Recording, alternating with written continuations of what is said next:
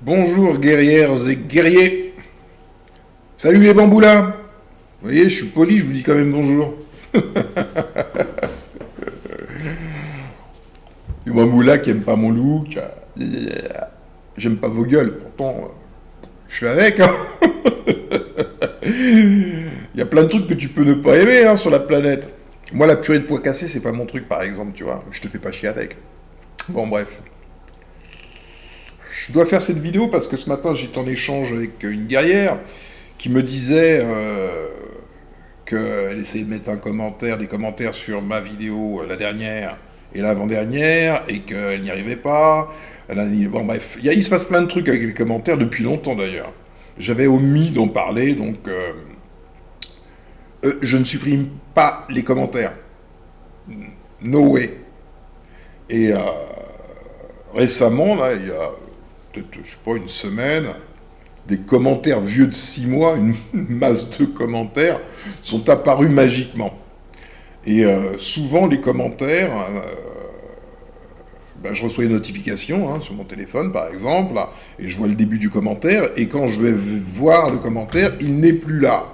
Donc, je pourrais être amené à supposer que la personne qui a rédigé ce commentaire l'a supprimé entre-temps, mais ce n'est pas le cas. Il se trouve que les commentaires, les miens en tout cas, enfin ceux qui sont destinés à ma chaîne, sont souvent filtrés. D'abord émis, non diffusés, donc je ne sais qui fait quoi avec, puis après, une demi-heure plus tard, ils peuvent apparaître ou pas, bon bref. Tout cela est cohérent, hein. Me concernant, je trouve ça tout à fait normal. Hein. Alors attention, hein, il y a ceux qui veulent se faire passer pour des victimes de la censure ou de je ne sais quoi, alors qu'en fait ils mentent. Hein. Ils sont les champions du mensonge, de la manipulation, des usurpateurs. Par exemple, il faut comprendre comment les choses fonctionnent. Hein. YouTube, comme tous les réseaux sociaux, hein, sont modérés. Modérés par des modérateurs. Des gens qu'on paie pour modérer du contenu textuel, du contenu visuel, etc. Par langue. Donc pour la langue française, ce sont souvent des malgaches qui parlent le français, hein, ou des personnes des pays du Maghreb. Parce que, évidemment, on va au moins cher hein, quand on est une entreprise comme YouTube ou qui tu veux. On fait du low cost. Si on devait payer des modérateurs selon le taux horaire minimal français, ça leur coûterait très cher. Faisant travailler des personnes d'ailleurs, t'as le même boulot pour moins cher. Donc il est évident que si beaucoup de modérateurs sont issus de pays du Maghreb, et qu'on balance tous les jours ou régulièrement des conneries sur leur religion, fatalement, ils nous prennent un peu en grippe, quoi. Donc, c'est pas le grand méchant YouTube qui te censure, c'est Mohamed et Mustapha, quoi. Voilà. Et tu le sais. Mais tu veux jouer au con.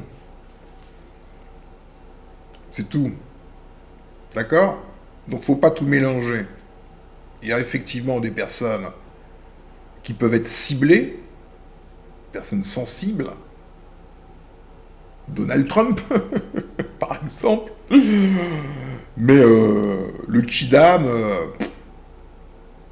soit il dit des choses, effectivement, qu'il y a l'intelligence artificielle qui repère certains mots, ou même certaines images, ça part vers la modération. La modération a fait son travail de validation, et soit c'est censuré, soit ça l'est pas, quoi. Mais après, si on est une personne qui systématiquement attaque ce qui touche les modérateurs, humainement, il va les cibler. Ils vont où il va. C'est des trucs plus de personnes que des choses vraiment sérieuses, quoi. Ok?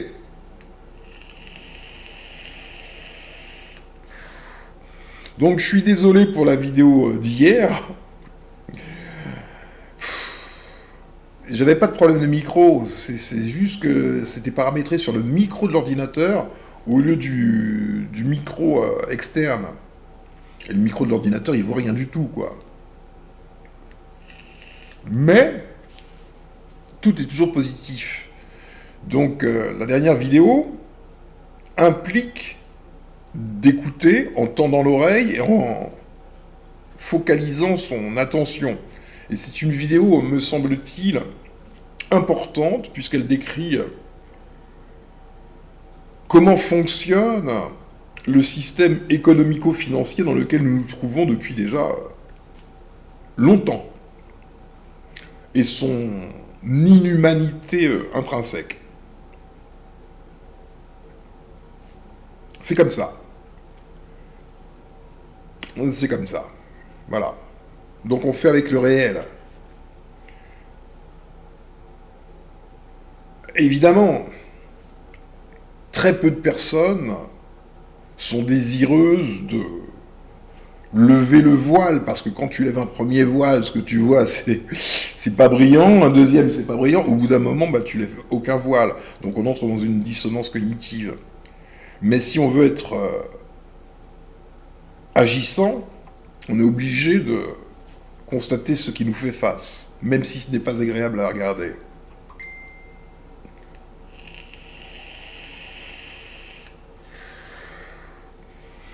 La vidéo précédente de Alan Arsman, là, pour le coup, j'avais fait une vidéo de commentaires qui accompagnait ce travail de Alan Arsman, si ce n'est que, comme je vous le disais dans la vidéo précédente, ça n'a pas enregistré. Donc cette vidéo, je l'avais appelée l'Ancien Testament, le mystère de l'Exode résolu. Et je vous ai dit que, dans la vidéo d'hier, que cette vidéo comportait énormément d'éléments de vérité qui permettent de mieux aborder non pas le passé historique, mais le présent. Et donc l'avenir par voie de conséquence. Alors, Alan Arsman est autiste Asperger. Les autistes sont nativement, quasiment hors de l'enclos, ou en tout cas ont leur propre enclos, mais ne sont pas évidemment sortis de tous les enclos, hein. Mais au moins ils ont le leur. Et à partir de là, on peut accéder à une interprétation des choses différente de ce que l'enclos imposé voudrait nous décrire et qu'on croit être vrai, collectivement. Donc il est toujours bon d'écouter les autistes, pour cette seule raison déjà. En plus, ce sont souvent des personnes brillantes. Que nous dit ce travail de Alan Arsman? Qu'est-ce qu'il nous montre? Il nous montre les Ixos. Les Ixos, c'est pas le nom d'un peuple. C'est un mot générique. Ixos veut dire les souverains ou les chefs des pays étrangers. Donc les Ixos, c'est une coalition. Quand on entend Ixos, il faut entendre quelque chose comme OTAN. C'est à peu près la même chose, c'est même d'ailleurs totalement la même chose. Les Ixos, les premiers Ixos, sont les descendants des Yamnaya. Yamnaya qui ont commencé par envahir l'Inde et l'Iran, le nord de l'Inde et l'Iran, et ont continuent aujourd'hui encore, leur même œuvre. Ce sont les mêmes.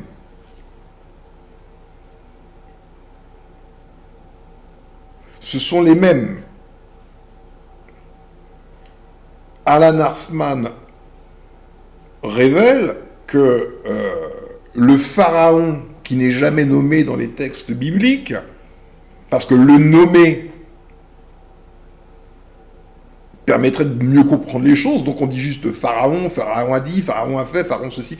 Bon, nous montre que c'est l'Ixos, puisque les Ixos ont envahi l'Égypte et assujetti l'Égypte, et parfois des pharaons nativement égyptiens régnaient, mais sous la domination des Ixos. Donc c'était un peu des marionnettes, quoi. Et le pharaon en question est Apopi, un Ixos. Alan Arsman nous révèle, ce qu'on sait déjà, c'est que l'Exode tel que décrit dans la Bible n'a jamais eu lieu. Nous n'avons jamais trouvé la moindre trace historique, archéologique, géologique de quelque exode tel que décrit dans la Bible. Ça n'existe pas. Il n'y a pas de matérialité des faits. Il y a beaucoup de croyances, mais il n'y a pas de matérialité des faits. En revanche, il y a bien eu un exode, là, cette fois-ci, totalement attesté, qui est l'exode des Ixos, accompagné de quelques Hébreux, qui eux-mêmes étaient menés par, on dit, Osarseph, qui était un prêtre d'Héliopolis, la grande école.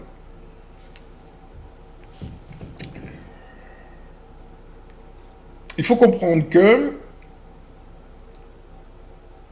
quand moi je vous partage une vidéo de quelqu'un d'autre, ce que je voudrais vous montrer, c'est ce qui n'est pas visible. Surtout. Il y a ce qui est dit, c'est une bande. La bande, c'est comme la lumière. Hein. La lumière, il y a une bande visible, mais la lumière continue. Infrarouge, ultraviolet, bon bref. Il y a des bandes de fréquences non visibles, mais existantes. Les personnes qui accèdent à la connaissance d'une manière ou d'une autre n'ont aucun droit de propriété sur la connaissance. Ça ne leur appartient pas. Du tout. Je disais à Terre-Dieu à venir, je lui ai écrit, et je lui rappelais que des personnes telles que Nikola Tesla recevaient de la connaissance, directement. Donc le néandertalien Nikola Tesla était bel et bien en communication avec l'esprit. Lui pouvait voir des plans de moteur, tout de suite. Ça apparaît intégralement. Est-ce que Nikola Tesla, qui reçoit le plan d'un moteur ou d'une machine quelconque, peut revendiquer un droit de propriété intellectuelle là-dessus? Non. No way. Il est juste au service. Point. Il reçoit, il agit. Basta. Évidemment, on lui met des bâtons dans les roues, c'est évident. Ça fait aussi partie de son job.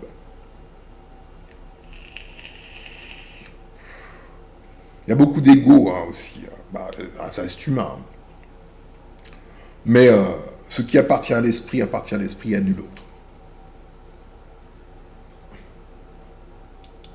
Et donc, à tous, au fond. La volonté de Nikola Tesla était bel et bien d'offrir à l'humanité dans son entier l'énergie libre. On peut rebondir sur Maxwell Chikumbutso, qui lui aussi a reçu de la connaissance. Ça ne lui appartient pas, il est juste un canal qui s'ouvre et qui reçoit. Il n'a aucune propriété à revendiquer sur ce qui n'est pas à lui.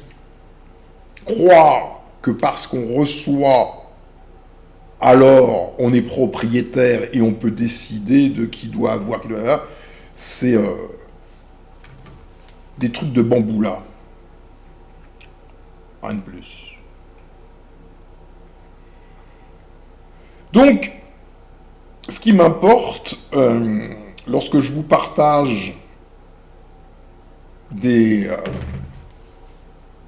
travaux réputés à d'autres, mais en fait à tous, hein, en plus c'est des trucs publics hein, sur YouTube, hein, le but c'est que ce soit diffusé.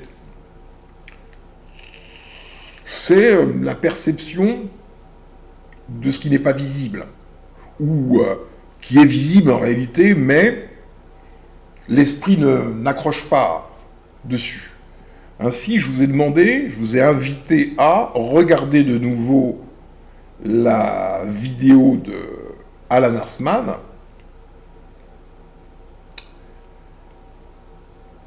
mais en ayant la volonté de voir ce qui n'est pas évident et qui pourtant est là. Et l'avantage de faire cela, c'est que quand on a commencé de comprendre comment voir, bah on finit par apprendre à voir. Alors il y a des niveaux hein, d'en voir. Quand je dis voir, attention, je parle de voir avec un V minuscule, hein, puisque c'est voir des choses physiques qui sont là, quoi, sous nos yeux. Mais porter son attention dessus.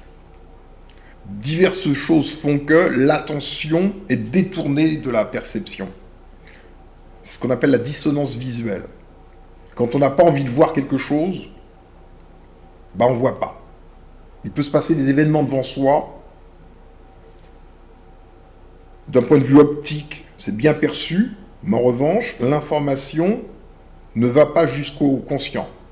C'est stocké immédiatement dans le subconscient. D'où la nécessité de faire des travaux de synchronisation des hémisphères cérébraux pour que conscient et subconscient s'harmonisent. Alors on va regarder quelque chose. Je ne vais pas faire tout ce que j'avais fait là sur le travail de Alan Arsman, ça me gonfle, mais je vais vous donner le là. Sur un seul objet, un seul.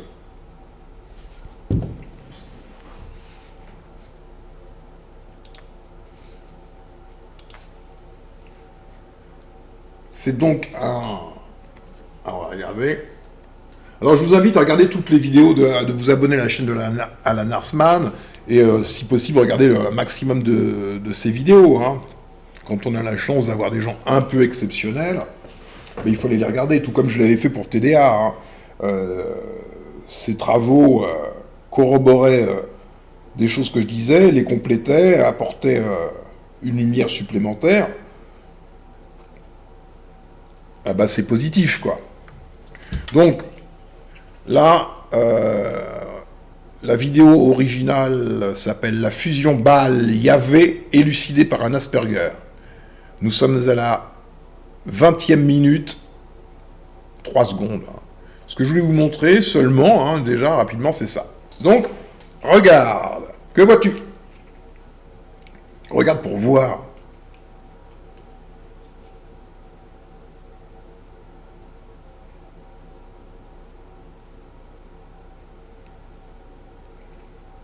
Bah déjà, tu vois des personnes, ça c'est évident, et elles ont toutes un symbole. C'est un petit peu comme si c'était un drapeau, d'accord? Tu vois que chacune a dans la main un glaive, une épée, une arme. Donc c'est une coalition, hein, c'est ce qu'on appelle une coalition armée, formée par les Hyksos. C'est-à-dire, comme si on disait aujourd'hui l'OTAN, qui est bel et bien une coalition armée. D'accord ? Cette même coalition, qu'importe le nom qu'on lui donne au fil du temps, est toujours là. C'est la même. Elle change de nom.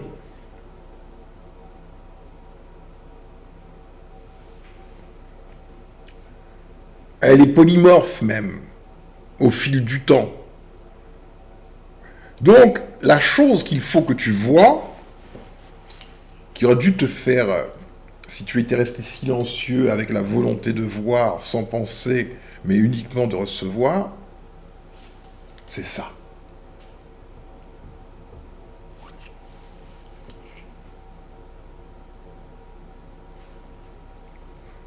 Et là, ton cerveau serait allé chercher la donnée identique qui te fait passer des temps bibliques au temps présent.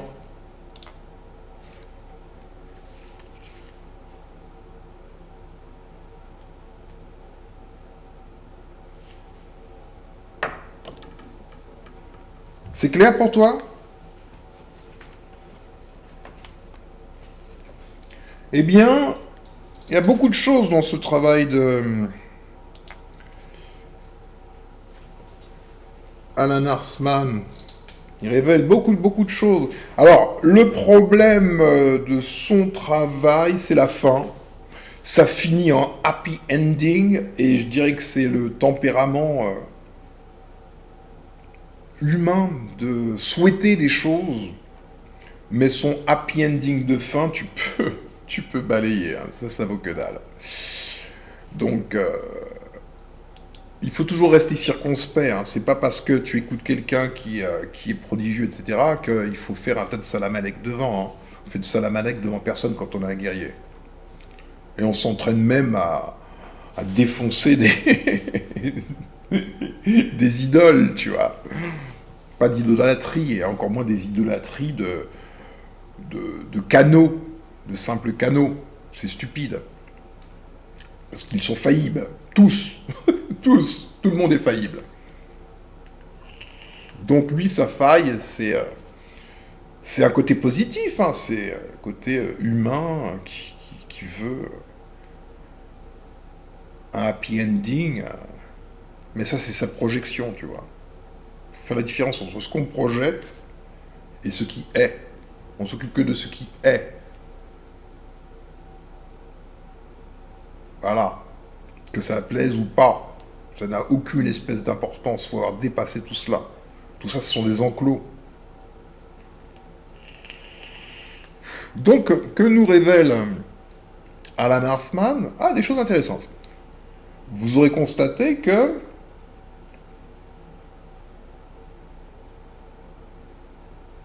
l'ensemble de ces peuples coalliés avaient le même dieu,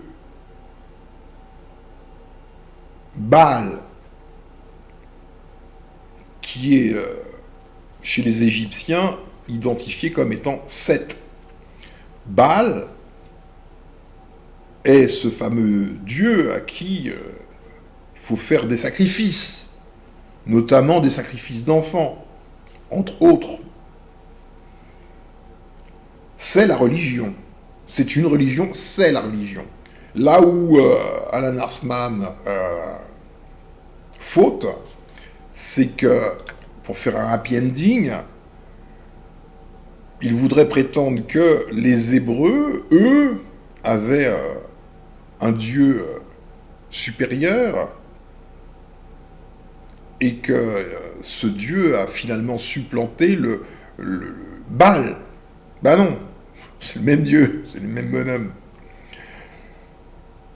Ce qui revient à dire en termes clairs... Ah oui, et d'ailleurs, vous aurez constaté dans ce travail que le Dieu appelé EA, E-A, E-A, se fait aussi appeler Yahoo. Alors ça crée des confusions, hein, n'est-ce pas, monsieur TDA? Ça crée des confusions, mais c'est une superposition, parce que EA, c'est Enki.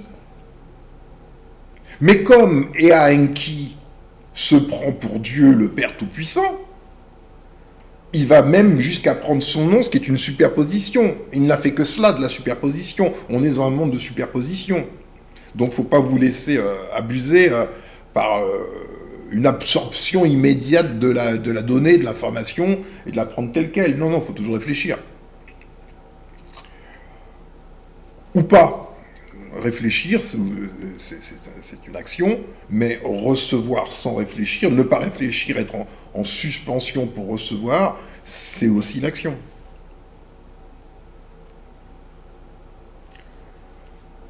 Donc je vais vous coller de nouveau, en lien dans cette vidéo, hein, en haut, à la fin,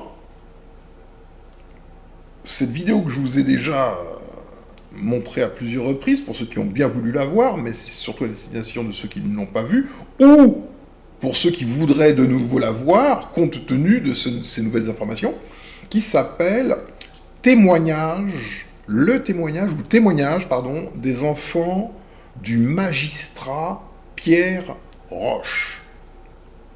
Vous allez mieux comprendre toutes ces choses qui se disent à voix très basse, réputés complotistes, relevant de sacrifices humains, de mœurs, de comportements qui heurtent, qui choquent.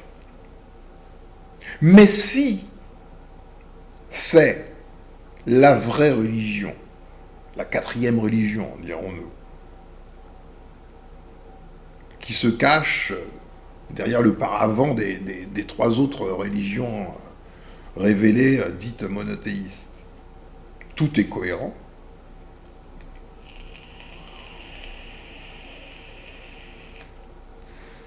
Tout est cohérent. Il a peut-être fallu laisser croire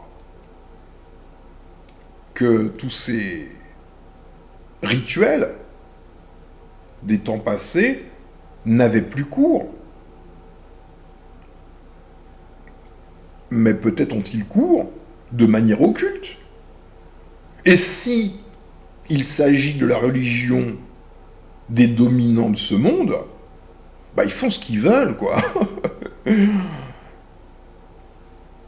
Et si, pour être un dominant de ce monde, il faut accéder à cette religion, en faire partie, là encore, tout est cohérent.